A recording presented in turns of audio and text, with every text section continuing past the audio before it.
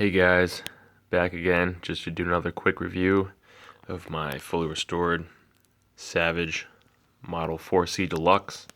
This was a 1937 model that I picked up in a local gun store. It had been used and abused and set on that used for sale rack. I think I got it for $85. And since I've gotten it, I've gone back 2 or 3 times and just finished everything on this rifle very nicely. And you guys have some questions from my previous videos, especially about the mags.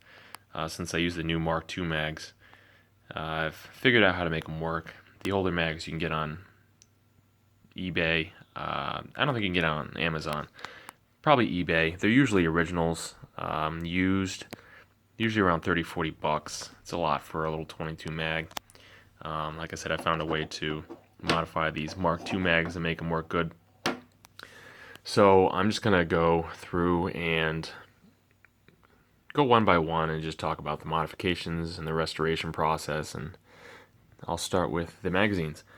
So this is just your standard Mark II 22 long rifle mag. It's new. It's been in the last couple of years, so I don't think the design has changed very much, if at all. But what you'll notice is on the back there are these two ridges that run on the back, on the spine here. And unless you taper this ridge to the front, I used a Dremel. So you notice there's a bump there, there's no bump at the top. I've used a Dremel and some sandpaper and tapered this in to the top so it's a smooth engagement, slides in. Without doing that, they're not going to fit. But if you take your time and you make them the same and you taper them down, they slide in, they lock in just right, and they work great. This is going to save you guys a lot of hassle on trying to find those old mags, which are kind of give or take online, and they're going to be much cheaper.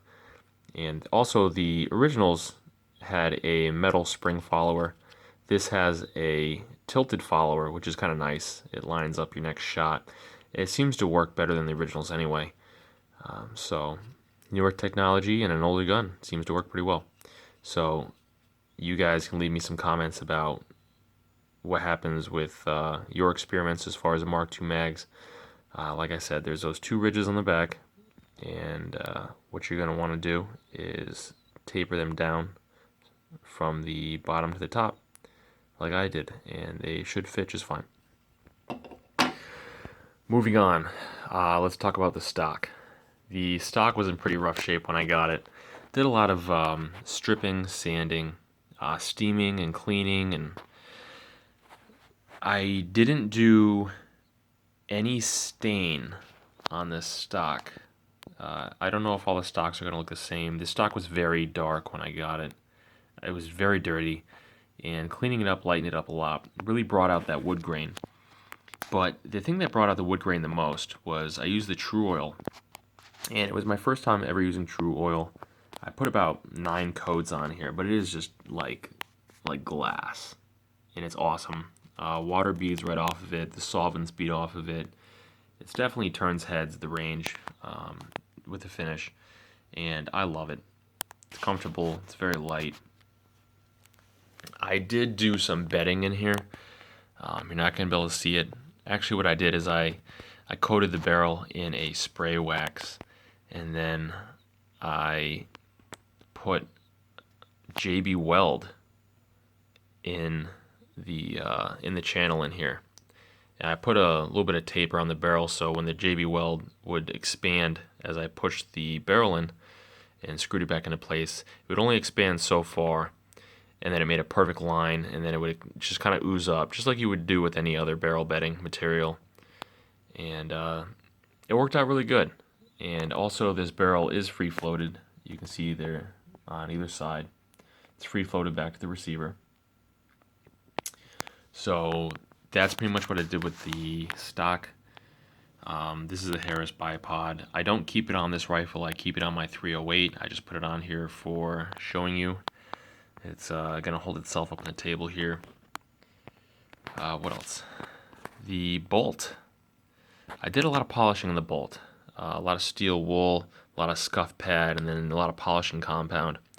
Originally this was black, and I would say very, very deeply blued, but it was fading and there was a lot of scratches on it. So I decided to polish the whole thing, and I like it much better. Took apart the whole assembly, cleaned everything up, took all the parts apart inside, and polished everything up so the trigger pull is nice and clean. This was also black, but this is aluminum, so this was not blued. This was painted, I believe. So this was all polished down with scuff pad and then polished with a polishing compound. So now it stays silver. I like it a lot better. It matches the bolt. The trigger pull, like I said, is a lot cleaner now that I've taken it apart and cleaned all the internals up. I stripped and reblued with the Birchwood Casey gun bluing kit I got off Amazon, and I stripped and reblued the barrel, and it looks like new. I mean, this thing was a mess. If you look very closely, let me see if I can zoom in. There is a little bit of pitting on this barrel. There was a lot more. I went over it with very light grit sandpaper and cleaned it up. Obviously, I didn't do sandpaper back and forth, but I did sandpaper around. And you want to follow the original finish of your barrel, and it came out great. I mean, it looks like a new gun. I mean, this gun honestly looks a lot like some of the newer CZs that I've been looking at in the store, and the finish is just on par with some of the best 22s I've seen on the market. Now, this being an $80 rifle, let me just say that right from the moment I got it and cleaned it and ran a bore snake down it, this has been, even with iron sights, the most accurate 22 I've ever shot. I've had all sorts of different 22s over the years, starting from the chipmunk rifle I got when I was just a little kid, and this has been a tack driver. There's really nothing more I can say about it other than it's got a long barrel. I haven't exactly looked to see what the twist is on it yet. It's so hard to find any information on these guns. If you look it up online, you're not going to find hardly anything. The only thing they really tell you as far as age is what kind of stock it came with, what the trigger housing looks like, and what kind of bolt it had in it. You can kind of age the rifle. But I know a lot of you guys out there are getting these handed down from like your grandparents and your great-grandparents, and there's just really not a lot of information about them. And I just want to show you guys what I've done. And it's really going to keep the rifle around for a much longer time. I think if done correctly, this really could be like an heirloom quality 22 rifle. To match my other long guns, I went ahead with the Nikon Pro Staff, but I went with the Rimfire series. You'll see it says Rimfire underneath the Pro Staff there. And this has a special BDC reticle that correlates with the 22 long rifle round. You can see. So all the trajectory is on. You sight it in at 50 yards, and at 75 and 100 yards, you have bullet drop reticles. And depending on the type of ammo you use, you can use the app, and it's very accurate. These are Warn, W-A-R-N, Warn, steel scope rings. They're very high quality scope rings. I suggest using steel scope rings on any rifle you use. Steel tends to hold up better, and if your rifle gets bumped around a little bit, or if your scope gets bumped, the steel is just going to be a much sturdier, keep everything in line sort of deal. And this Pro Staff scope, the Warn rings, and just the way the rifle shoots itself, it's one of the most accurate rifles that I own. Within 100 yards, any 22, you start stretching it out past 100 yards. If you don't have a strict match bull barrel and a high-powered optic and special ammunition, you're gonna kind of tend to stray. It's gonna be a lot of variances in the ammo, but this thing within 50 yards is a tack driver. I can punch hole through hole just about all day long. So, as far as that goes, I really think that's about it. I don't want to go crazy on this rifle. I don't want to change it from what it started out as.